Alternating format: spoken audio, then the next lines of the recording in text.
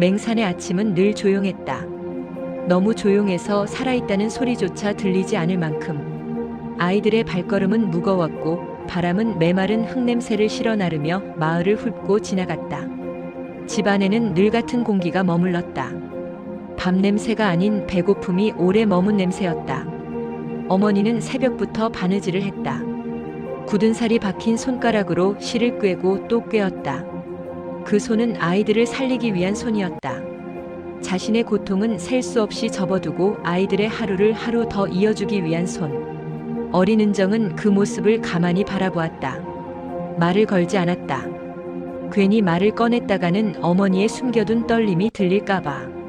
굶주림은 몸보다 먼저 마음을 무너뜨렸다. 눈앞이 흐릿해질 때면 세상이 천천히 멀어지는 느낌이 들었다. 그럴 때마다 은정의 마음속에는 늘 같은 질문이 떠올랐다. 우리는 정말 버틸 수 있을까? 하지만 그 질문은 입 밖으로 나오지 않았다. 질문은 사치처럼 느껴졌고 희망은 너무 무거운 단어처럼 느껴졌기 때문이다. 밤이 되면 배고픔은 더 선명해졌다. 잠을 자다 깨어나면 배가 아니라 온몸이 울리고 있었다. 그때마다 어머니의 손이 조용히 다가왔다. 말없이 오래도록. 그 손길은 속삭이듯 말했다. 은정아, 괜찮다. 곧 나아질 거야. 아이였던 은정은 그 말을 믿는 척했다. 사실은 느끼고 있었지만 그 말 뒤에 숨은 어머니의 떨림을 모르는 척했다. 그렇게 작은 숨들이 하루하루를 버티고 있었다. 청소년이 되자 은정은 기동예술선전대에 들어갔다. 사람들 앞에 서는 순간 세상은 잠시 다른 얼굴을 보여주었다. 무대 위에서는 음악이 흐르고 조명이 켜지고 박수가 울렸다. 그 짧은 순간만큼은 배고픔도 두려움도 잠시 잊을 수 있었다. 우리가 이렇게 웃고 있으면 정말 괜찮은 세상처럼 보이겠지. 하지만 조명이 꺼지면 현실은 더 차갑게 돌아왔다. 무대 뒤편에는 늘 감시의 눈이 있었다.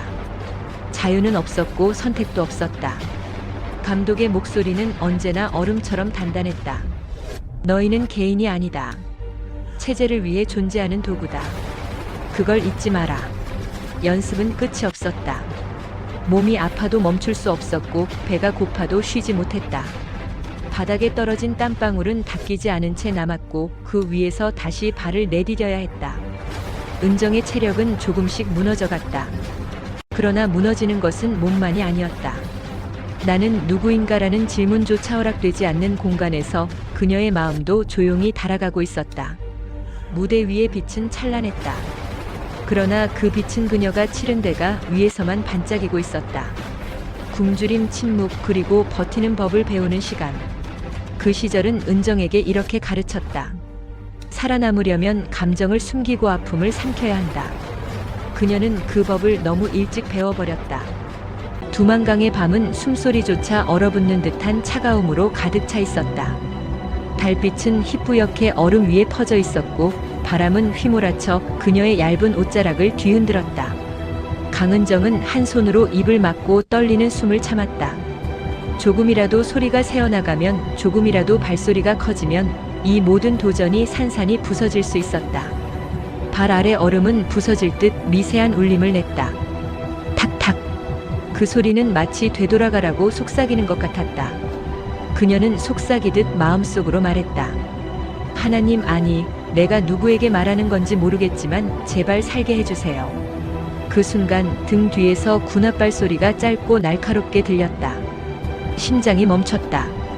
피가 머리 위까지 쏟아져 오르는 듯 했고 온몸에 힘이 빠져나갔다. 그녀는 천천히 뒤를 돌았다. 눈앞에는 북한 군인이 서 있었다. 그의 얼굴은 차갑고 표정은 굳어 있었다. 그러나 가까이서 본 그의 눈동자에는 설명할 수 없는 흔들림이 있었다. 잠시 침묵이 흐른 후 그는 낮게 말했다. 가지 말라고 해야 한다. 그래야 내가 산다. 그의 목소리는 규칙처럼 단단했지만 그 아래로 묘한 갈등이 스며 있었다. 그는 한 발짝 다가왔다. 하지만 기도하겠다. 내가 살아남기를. 그 순간 은정의 눈이 흔들렸다. 기도라는 단어는 어린 시절 어느 텔레비전에서도 들어본 적이 없는 말이었다. 북한에서 금기시되는 단어. 그런데 군인이 그 말을 했다. 그녀는 숨을 삼켰다. 그가 왜 그런 말을 했는지는 평생 알 수 없을 것이다. 하지만 그 말은 얼음보다 차갑던 밤에 작은 불꽃이 되어 그녀를 일으켜 세웠다. 그녀는 군인을 향해 고개를 깊게 숙였다. 말은 할 수 없었다. 눈물이 왈칵 쏟아질 것만 같아서. 그리고 얼음 위로 다시 발을 내딛었다. 중국 땅에 들어섰을 때 그녀의 기대와는 달리 현실은 더 어두웠다. 그녀는 사람이 아닌 그림자처럼 살아야 했다. 낡은 창고 뒤에 숨어 떨고 있을 때는 땅바닥 냄새가 콕콕 코를 찔렀고, 브로커가 그녀를 이리저리 끌고 다닐 때는 자신이 물건처럼 느껴졌다. 한밤중 눈도 내리지 않은 겨울바람이 찬습한 방 안을 파고들던 날이었다. 그녀는 몸을 웅크리고 벽에 기대어 떨고 있었다. 그때 창문 틈에서 한국말이 들려왔다. 남자와 여자가 싸우는 소리가 텔레비전에서 흘러나오는 듯 했다. 당신은 왜 나만 힘들게 해? 아니야, 나도. 그 소리는 이상하게도 따뜻했다. 그저 한국 드라마의 흔한 대사였건만 은정에게는 다른 세계의 숨결처럼 느껴졌다. 그녀는 자신도 모르게 창문 가까이 다가갔다. 저기 가보고 싶다. 그 마음은 하루가 지나고 또 하루가 지나면서 점점 더 선명한 꿈이 되었다.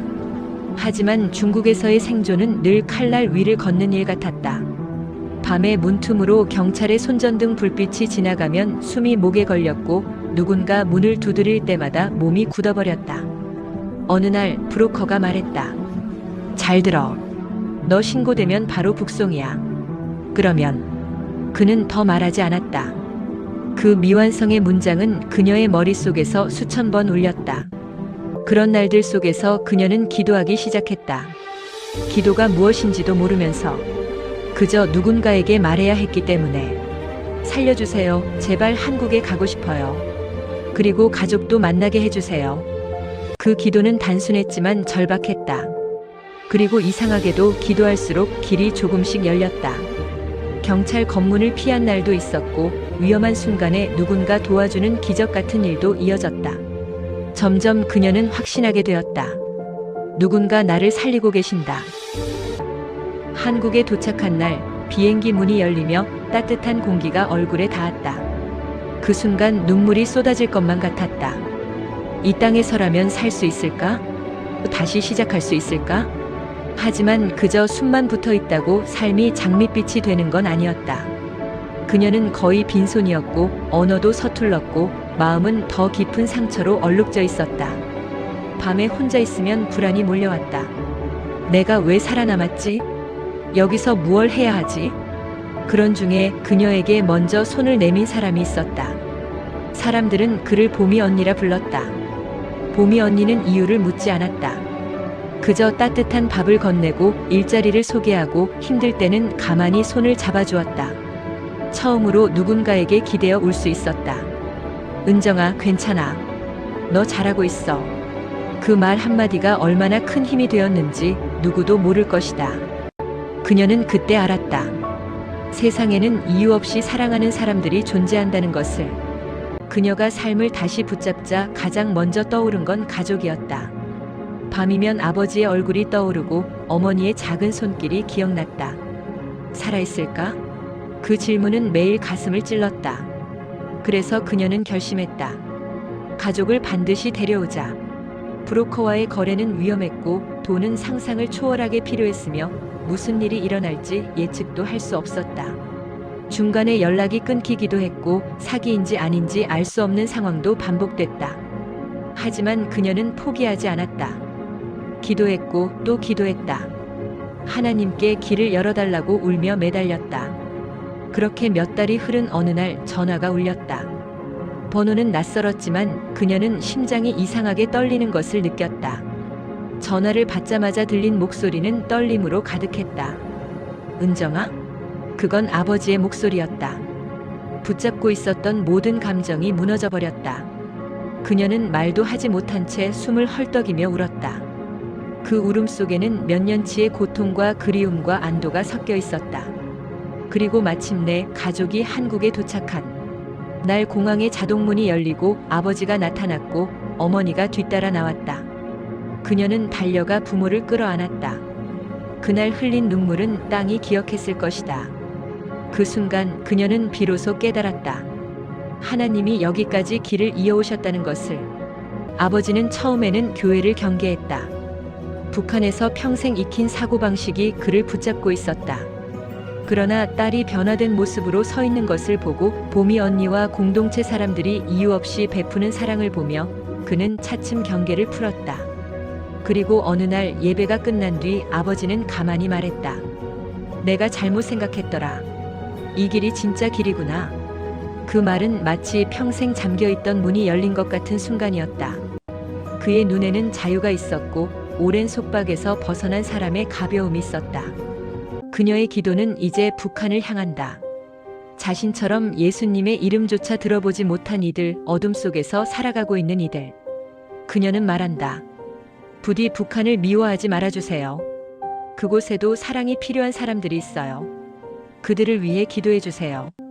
그 간절함은 사람들의 마음 깊은 곳을 울렸다. 그녀는 누구보다 잘 알고 있었다. 기도가 어떻게 사람을 살리는지, 기도가 어떻게 길을 열어주는지. 오늘도 바람은 차갑다. 하지만 그녀의 마음은 더 이상 두렵지 않다. 두만강의 얼음 위를 걸어오던 그날의 소녀는 이제 누군가에게 손을 내밀 수 있는 사람이 되었다. 그녀는 오늘도 누군가를 위해 기도한다. 자신이 건넜던 그 얼음 위의 기적을 또 다른 누군가도 건널 수 있도록. 그리고 그녀는 안다. 하나님은 여전히 누군가의 삶 속에서 길을 준비하고 계신다는 것을. 그분은 결코 멈추지 않으신다는 것을. 그녀의 이야기는 끝나지 않았다. 오늘도 내일도 기적은 이어질 것이다.